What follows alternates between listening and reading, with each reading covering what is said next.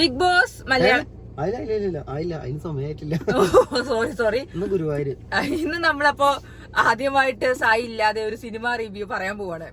നിങ്ങൾ ആ സിനിമ പൊളിക്കോ അങ്ങനെയൊക്കെ പറഞ്ഞിട്ട് ഗുരുവായൂർ അമ്പലം നടയിൽ. അതെ, പൃഥ്വിരാജും നമ്മളെ ബേസിലുള്ളത്. അപ്പൊ ഞങ്ങൾ ആദ്യമായിട്ട് ഞങ്ങൾ ഇതിന് മുന്നേ വർഷങ്ങൾക്ക് ശേഷം കണ്ടു.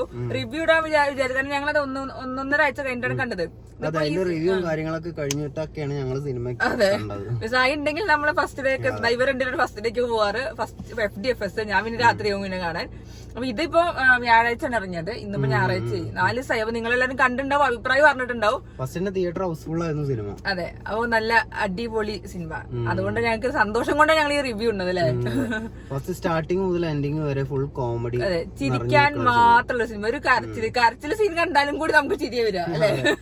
പിന്നെ ഈ സിനിമേന്റെ പ്രത്യേകത എന്ന് പറഞ്ഞിട്ടുണ്ടെങ്കിൽ ഈ സിനിമ കണ്ടു കഴിഞ്ഞാൽ ഒരുപാട് കാര്യങ്ങൾ മനസ്സിലാക്കാനോ സമൂഹത്തിന് ഒരുപാട് അങ്ങനെയുള്ള മെസ്സേജസ് തരുമോ അങ്ങനെ സാധനങ്ങളൊന്നും ഇല്ല. പ്രത്യേകിച്ച് ഒരു സിനിമ എൻജോയ് ചെയ്ത് കാണാം, അത്ര മാത്രം. Full entertainment. അത് മാത്രം പ്രതീക്ഷിച്ച് പോണവർക്ക് ഇത് ഏറ്റവും സൂപ്പർ ഗിഫ്റ്റ് ആണ്. ഇത് മാത്രമല്ല ഒരുപാട് കാലങ്ങളായിട്ട് ഇപ്പൊ കുറച്ച് സിനിമകളായിട്ട് നമ്മളെ പൃഥ്വിരാജ് കുറെ മസിൽ പിടിച്ചിട്ട് അഭിനയിക്കണേയും അല്ലെങ്കിൽ അയാൾ മസിൽ പിടിക്കണല്ല, ക്യാരക്ടർ അങ്ങനത്തെ സാധനങ്ങളാണ് വന്നിട്ടുണ്ടായിരുന്നത്. അപ്പൊ ഇത് ഒരു മുഴുനീള കോമഡികളാണ്. എല്ലാവരും മത്സരിച്ച് കോമഡി ചെയ്യുന്നുണ്ടായിരുന്നു. പിന്നെ ബേസിലേക്ക് നമുക്ക് അറിയാം അയാള് കോമഡി ചെയ്യണേ, നമുക്ക് പ്രത്യേകിച്ച് ഒന്നും പറയാനില്ല. അതൊക്കെ അടിപൊളി സാധനങ്ങളാണ്. ബാക്കി നമ്മൾ സാഫ് ബോയ് ഒക്കെ വിപിൻ ദാസ് ഡയറക്ട് ചെയ്ത സിനിമയാണ്. പൃഥ്വിരാജ്, ബേസില്, നിഖില വിമല, അനശ്വര രാജൻ, അങ്ങനെ കുറെ പേരുണ്ട്. ജഗദീഷ് ചേട്ടൻ, ബൈജു ചേട്ടൻ, അങ്ങനെ കുറെ പേരുള്ള സിനിമ കേട്ടോ. ഒരു കല്യാണത്തിനുള്ള ആൾക്കാരുള്ള പോലെ തന്നെയാണ് ഫുള്ള് സിനിമ കേട്ടോ. പറഞ്ഞ സാഫ് ബോയ് അങ്ങനെ കുറെ പേരുണ്ട്. പിന്നെ കോമഡി ആർട്ടിസ്റ്റുകൾ, പിന്നെ നമ്മുടെ അശ്വിൻ, മറ്റേ കോമഡിയിലുള്ള താരനിരകൾ കൊണ്ട് സമ്പന്നമായ ഒരു സിനിമ. പക്ഷെ ഇതെന്താന്ന് വെച്ചാല് ഒരു എന്താ പറയാ, നമുക്കൊരു ഹാപ്പിനെസ് കിട്ടി ഈ സിനിമ ഇങ്ങനെ കണ്ടിറങ്ങുമ്പോൾ. സിനിമ മൊത്തം എന്താ പറയുക, ഒരു മാലപ്പടക്കം കത്തിച്ചു വിട്ടാൽ എവിടെ ഒരു ലാഗും കാര്യങ്ങളൊന്നും ഇല്ലാതെ സിനിമ എപ്പോഴും പൊട്ടിണ്ടായിരിക്കണ്ടായിരുന്നു. എനിക്ക് ഇതിലൊരു ചെറിയ അഭിപ്രായം, ഇനി വേറെ ആർക്കെങ്കിലും അഭിപ്രായം ഉണ്ടോ എന്നുള്ളത് എനിക്കറിയില്ല. പൃഥ്വിരാജ് ചെയ്യുമ്പോൾ പറഞ്ഞപ്പോ ഇന്ദ്രജിത്ത് ആണെങ്കിലും സംഭവം ഒന്നും കൂടെ കത്തുമായിരുന്നോ എന്നൊരു ഡൗട്ട് ഉണ്ടായിരുന്നു. പൃഥ്വിരാജിന്റെ എന്തുകൊണ്ടോ എനിക്കറിയില്ല. പൃഥ്വിരാജിന്റെ കോമഡി സിനിമേനെ നെഗറ്റീവ് പറയാൻ വേണ്ടി പറയല്ല, എന്നാലും പറയാം പൃഥ്വിരാജ് കോമഡി പറയുമ്പോൾ എനിക്ക് എപ്പോഴും ഒരു ആർട്ടിഫിഷ്യൽ ഇങ്ങനെ ഇടയ്ക്കൊക്കെ ഫീൽ ചെയ്യാറുണ്ട്. ബാക്കി സാധനങ്ങളൊക്കെ ആള് സെറ്റാണ്, പക്ഷെ ഇങ്ങനെ തോന്നി. അതോ ഇനിയിപ്പോ കുറെ ദിവസങ്ങളായിട്ട് പൃഥ്വിരാജ് സീരിയസ് റോളുകൾ ചെയ്തുകൊണ്ട് അങ്ങനെ തോന്നുന്നതാണോ അറിയില്ല. എനിക്ക് എന്റെ അഭിപ്രായത്തിൽ എനിക്ക് പൃഥ്വിരാജ് കോമഡി ഇതൊക്കെ എനിക്ക് നല്ല ഇഷ്ടമായിട്ടുണ്ടായിരുന്നു. പിന്നെ ബേസിലാണെങ്കിൽ നമുക്കൊരു ഇത് തോന്നും. ഒരു സാധാരണക്കാരനായിട്ടാണ് നമ്മളിപ്പോഴും ബേസിലെ കാണുന്നത്. ആ ഒരു റോളിൽ നിന്നിട്ട് ബേസിൽ അടിപൊളിയായിട്ട് എപ്പോഴും ചെയ്യണത്.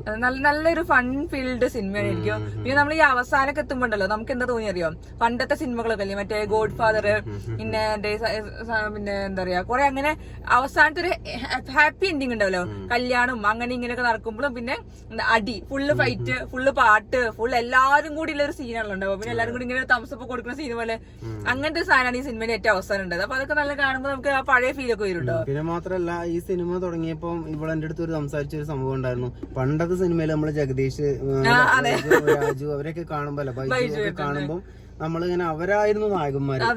അച്ഛൻ വേഷത്തേക്ക് ഇങ്ങനെ മാറി നിന്ന് ഞാൻ പറഞ്ഞു ജഗദീഷ് ചേട്ടനും മറ്റേ വേജു ചേട്ടനും കണ്ടപ്പോ ഇവരൊക്കെ അച്ഛന്മാരായാലും നമ്മളെ ഇപ്പൊ മുന്നിൽ കാണാൻ തുടങ്ങിയ സിനിമകളാണ് അന്നല്ലേ. അതെ, അവരൊക്കെ ഇങ്ങനെ നമ്മളെ ചിരിപ്പിച്ചുകൊണ്ട് നായകന്മാരായിട്ട്. അതെ, പക്ഷെ അവരൊക്കെ പ്രത്യേകം എന്താ വെച്ചാൽ അവര് അച്ഛന്മാരായിട്ടും ഇപ്പോഴും നമ്മളെ ചിരിപ്പിക്കുന്നതാണ്. അത് അടിപൊളി, നല്ല രസമുണ്ടായിരുന്നു. പിന്നെ അതേപോലെ പാട്ടൊക്കെ നല്ല രസമുണ്ടായിരുന്നു. ആ പാട്ട് നമുക്ക് കേട്ടപ്പോ തോന്നി എന്തൊക്കെയോ എവിടേക്കോ മിക്സ് ഉള്ള പാട്ട് പോലെ. കാരണം കുറെ ഏതൊക്കെയോ ട്യൂണൊക്കെ കേട്ടിട്ടുണ്ടായിരുന്നു, തോന്നിയിട്ടുണ്ടായിരുന്നു. പക്ഷെ പിന്നെ അതേപോലെ എനിക്ക് മറ്റേ ഇടയ്ക്കിടയ്ക്ക് നല്ല ദമ്മുള്ളായിട്ട് റാപ്പ് സോങ് പോലത്തെ ഓരോ ഐറ്റംസ് ഒക്കെ ഉണ്ട്. ആരെ പാടി ഞങ്ങൾ കാണാൻ ശ്രദ്ധിച്ചില്ല. അപ്പൊ അങ്ങനെയൊക്കെ ഉണ്ടായിരുന്നു. ലാസ്റ്റ് സിനിമയിൽ വേറൊരു പൃഥ്വിരാജിന്റെ സിനിമയെ കുറിച്ചുള്ള സംഭവങ്ങളൊക്കെ ഇതിൽ വന്നത്, അത് മിക്സ് ചെയ്തതൊക്കെ നല്ല. അതെ, അത് നമ്മൾ പറയാൻ പാടില്ല. ഗുരുവായൂർ അമ്പലം നടയിൽ എന്ന് പറഞ്ഞാൽ ഗുരുവായൂർ അമ്പലത്തിന്റെ നടയിൽ വെച്ചിട്ടുള്ള ഒരു മെയിൻ ആണ്. അതാണ് മെയിൻ കഥാപാത്രം. അതാണ് മെയിൻ ലൊക്കേഷൻ എന്ന് പറയുന്നത്. അപ്പൊ അതൊക്കെ വരുമ്പോ തന്നെ നമുക്ക് നമ്മള് വിചാരിച്ച സാധനങ്ങളൊക്കെ അതിൽ വന്നു. മറ്റേ പൃഥ്വിരാജിന്റെ ഒരു പഴയ സിനിമയും മ്യൂസിക്കും ആൾക്കാരും ഒക്കെ വന്നപ്പോ ഡയലോഗും അതൊക്കെ വരുമ്പോ തന്നെ നമുക്ക് ഭയങ്കര സന്തോഷം തോന്നുന്നുണ്ടോ. പിന്നെ കുറെ റെഫറൻസ്, ലാലേട്ടന്റെ റെഫറൻസ് പോകുന്നുണ്ട്, മമ്മൂക്കന്റെ റെഫറൻസ് പോകുന്നുണ്ട്, അങ്ങനെ കുറെ സംഭവങ്ങളുണ്ട്. ഒന്നാമത് ഞങ്ങൾ ഈ സിനിമ കാണാൻ പോകാൻ തന്നെ കാരണം എല്ലാരും പറഞ്ഞു ഭയങ്കര രസമാണെന്നുള്ളത്. അങ്ങനെ അഭിപ്രായങ്ങൾ കേട്ടിട്ടാണ് സത്യത്തിൽ ഞങ്ങൾ പോയത്. അപ്പൊ നമ്മളും പറഞ്ഞു നമുക്കൊന്ന് പോയി വെക്കും, കുറെ കാലമായില്ല, നല്ലോണം ചിരിച്ചൊരു സിനിമ കിട്ടുന്നുണ്ടാണ് പോയത്. അപ്പൊ നമുക്കത് വലിയ നഷ്ടമായിട്ടൊന്നും തോന്നിയൊന്നുമില്ല. നമ്മൾ നന്നായിട്ട് ചിരിച്ചു സിനിമ. ഫുള്ള് ചിരി തന്നെയായിരുന്നു, എല്ലാരും ചിരിക്കുകയും കയ്യടിയും ഫുള്ള് ഹൗസ്ഫുൾ ആയിരുന്നു. നല്ലൊരു ഫൺ മൊമെന്റ് ആയിരിക്കും പറഞ്ഞ ആ സമയത്തൊക്കെ ഉണ്ടായിരുന്നല്ലേ. അവസാനം പക്ഷെ എനിക്ക് ഈ അവസാനത്തേക്ക് എത്തിയപ്പോഴൊക്കെ ഇങ്ങനെ കുറെ കോമഡികൾ ആവശ്യമില്ലാതെ ഫില്ല് ചെയ്തോന്ന് എനിക്ക് തോന്നിട്ടോ. കുറെ ആ ഒരു മാല വെച്ചുള്ള കളികളൊക്കെ കുറെ നേരം കളിച്ച പോലെ തോന്നി. പക്ഷെ ഓവറോൾ പക്ഷെ സെറ്റാണ്. എനിക്ക് തോന്നുന്നത് അതിന്റെ ഒരു ഫ്ലോയിൽ ഇങ്ങനെ പോയപ്പോ നമുക്ക് അതൊക്കെ ഒരു എൻജോയ്മെന്റ് തോന്നി. കാരണം ആദ്യം മുതൽ അവസാനം വരെ ഒരു ഫണ്ട് കൊടുത്തപ്പോ ആ സമയത്ത് നമുക്ക് ഫണ്ട് കിട്ടാൻ വേണ്ടിട്ട് അങ്ങനെയൊക്കെ സംഭവം ചെയ്തു. സിനിമന്റെ ഒരു ഭാഗമായിട്ടുള്ള എനിക്ക് തോന്നിയത് നമ്മളൊരു തിങ്കൾ മുതൽ ശനി വരെയൊക്കെ ടൈറ്റ് ആയിട്ട് ഇങ്ങനെ ജീവിക്കുമ്പോൾ അതിന്റെ ഇടയിൽ സൺഡേ പോയി കഴിഞ്ഞാൽ നമുക്ക് ഫുള്ളായിട്ട് എൻജോയ് ചെയ്ത് സന്തോഷിച്ച് കാണാൻ പറ്റുന്ന ഒരു സിനിമ. അത് എന്തായാലും നല്ല അടിപൊളിയായിരുന്നു. നമുക്ക് പൃഥ്വിരാജിന്റെ ആണെങ്കിലും നമുക്കൊരു ഫൺ സിനിമ ബേസിൽ നമുക്ക് അറിയാം ഓൾറെഡി. ഇവരുടെ ഒരു കോംബോ നല്ല രസമുണ്ടായിരുന്നു. അളിയന്റെ ഇതുവരെ നമ്മൾ കാണാത്തൊരു കോംബോ. ഇവർ രണ്ടൊരു അലിയൻസ് ആണ്. അപ്പൊ അളിയന്മാരുകൾ തമ്മിലുള്ള കുറച്ച് രസക്കാഴ്ചകളാണ് ഫുള്ള് ഉണ്ടായത്. അതിന്റെ ഇടയിൽ പെടുന്ന ആൾക്കാരും അവരുടെ ആ ലൈഫിൽ കൂടെ പോണതും നല്ല രസമായിട്ടുണ്ടായിരുന്നു അല്ലേ. അതെ, ഒരു കല്യാണം സംബന്ധിച്ചാണ് സംഭവം. ചെറിയൊരു സാധനം മാത്രമല്ല, ഒരു കല്യാണമാണ്. ആ കല്യാണം വെച്ചിട്ട് ഇങ്ങനെ നീണ്ടു പോണതും കുറെ സർപ്രൈസുകളും കല്യാണത്തിന്റെ ഇടയിൽ കുറെ തമാശകളും പിന്നെ പല ക്യാരക്ടറുകളും ആ കല്യാണത്തേക്ക് വരുന്നതും ആ കല്യാണത്തിന് പിന്നെ എന്ത് സംഭവിക്കണം എന്നുള്ളതും ഒക്കെയാണ്. ഫുള്ള് സന്തോഷമായിട്ടുള്ള ഒരു സിനിമ. സങ്കടപ്പെടാനുള്ള സാധനങ്ങൾ, സങ്കടപ്പെടുള്ള 1-2 സീൻ ഉണ്ടെങ്കിലും അത് കോമഡി ഉണ്ട്. അത് നമുക്ക് കരച്ചിലൊന്നും വരില്ല. അത് ഫുള്ള് കോമഡി ആയിട്ട് തോന്നുള്ളൂ. കാരണം ബേസിലിന്റെ എക്സ്പ്രഷനും പൃഥ്വിരാജിന്റെ എക്സ്പ്രഷനൊക്കെ കാണുമ്പോൾ നമുക്കത് കോമഡി ആയിട്ട് തോന്നാറുള്ളത്. അത് ശരിക്കും ആ ഒരു സങ്കട സീനുകളാന്ന് പറയാൻ ഇപ്പം അത് ഒന്നുമില്ല. സങ്കടപ്പെടാൻ ശരിക്കും അവരെ ചിരിപ്പിക്കാൻ തന്നെയാണുള്ളത്. അവര് സങ്കടപ്പെടുമ്പോ നമ്മൾ ചിരിക്കണം. ആ തരത്തിലുള്ള കോമഡി. അങ്ങനെ മൊത്തത്തില് എന്തായാലും നല്ല അടിപൊളി സിനിമയായിരുന്നു. ഇങ്ങനെ നമുക്ക് ഹൗസ്ഫുള്ളാണെന്ന് കാണുമ്പോ തന്നെ ഭയങ്കര സന്തോഷം. നമ്മളിപ്പോ ആകെ 2 സിനിമ 2 മാസം കൊണ്ട് കണ്ടത്. പൊതുവെ നമ്മള് സിനിമ കണ്ടപ്പോ 2 സിനിമയെ കണ്ടിട്ടുള്ള കാര്യമാണ്. പക്ഷെ ഇപ്പൊ കുറച്ച് ദിവസങ്ങൾ അല്ലെങ്കിൽ കുറച്ച് കാലങ്ങളായിട്ട് മലയാള സിനിമ എല്ലാ സിനിമകളും നന്നായി ജയിച്ചുകൊണ്ട് പോകുന്നു. തിയേറ്ററിലൊക്കെ എപ്പോഴും തിരക്കുണ്ടാവും. ഇപ്പൊ ഞങ്ങള് സിനിമക്ക് കയറിയിട്ട് പുറത്ത് ഒരുപാട് നേരം നിന്നിട്ടാണ് തിയേറ്ററിന്റെ ഉള്ളിൽ കയറാൻ പറ്റിയത്. കാറ് പാർക്ക് ചെയ്യാൻ ഒന്നും ഇല്ലാതെ. അപ്പൊ അതൊക്കെ ഭയങ്കര സന്തോഷമാണ് മലയാള സിനിമയ്ക്ക് അങ്ങനെ ഒരു സംഭവം ഉണ്ടാവുമ്പോ അല്ലെ. അതെ. അപ്പൊ ഇനി കാണാത്തവര് എന്തായാലും കാണണം അല്ലെ. മസ്റ്റായിട്ടും കാണണം. നമുക്ക് ചിരിക്കാൻ പറ്റിയ സാധനമാണ്. അത് എന്താ പറയാ, നമ്മള് ഒരു ബോറടി ഇല്ല. നമുക്കിങ്ങനെ ആദ്യം മുതൽ അവസാനം വരെ ചിരിക്കാനുള്ള സാധനങ്ങളുണ്ട്. നല്ല എൻജോയ് ചെയ്യാം. അതിന്റെ ഇത് ചെയ്ത ആള് ജയ ചെയ്തിട്ടുള്ള ആളാണ്. അപ്പം അതിനനുസരിച്ചുള്ള ഒരു പ്രതീക്ഷ ആ സിനിമയിലുണ്ടാവും. പിന്നെ അതിലൊക്കെ നമ്മള് ഒരു മെസ്സേജ് കൊടുക്കുന്നുണ്ട്. ഇതിൽ പ്രത്യേകിച്ച് ഒരു മെസ്സേജ് ഒന്നും പ്രതീക്ഷിച്ച സിനിമയ്ക്ക് വേണ്ട. കോമഡി കണ്ടിരിക്കാൻ എൻജോയ് ചെയ്യാം. ഒരു കോമഡി മാത്രമേ ഉള്ളൂ. കോമഡി മാത്രം പ്രതീക്ഷിച്ച് പോകുന്നവർക്ക് നല്ല സൂപ്പർ സിനിമയാവും. പിന്നെ നമുക്ക് കുറെ എലിമെന്റ്സ് പഴയ സിനിമകളിലൊക്കെ കിട്ടുന്ന ആലോചിച്ചൊക്കെ കിട്ടുമ്പോ നല്ല രസമായിട്ട് തോന്നും. നല്ല രസമായിട്ട് പോകുന്നില്ലേ സിനിമ. ഇനിയിപ്പോ എല്ലാരും വളരെ പ്രതീക്ഷയോട് കാത്തിരിക്കുന്നത് ടർബോ മമ്മൂക്കന്റെ 23-ാം തീയതി ബാരോസും കാണണം കേട്ടോ. ചൊവ്വാഴ്ച മോഹൻലാലിന്റെ ബർത്ത്ഡേ ആണ്. നോയിക്കൊണ്ട് ലായറിന്റെ ബർത്ത്ഡേക്ക് എന്താണ്ടാവും? ബാരോസിന്റെ ഒരു പോസ്റ്റർ, പാട്ട്, ട്രെയിലർ എന്തെങ്കിലുമൊക്കെ പ്രതീക്ഷിക്കാം.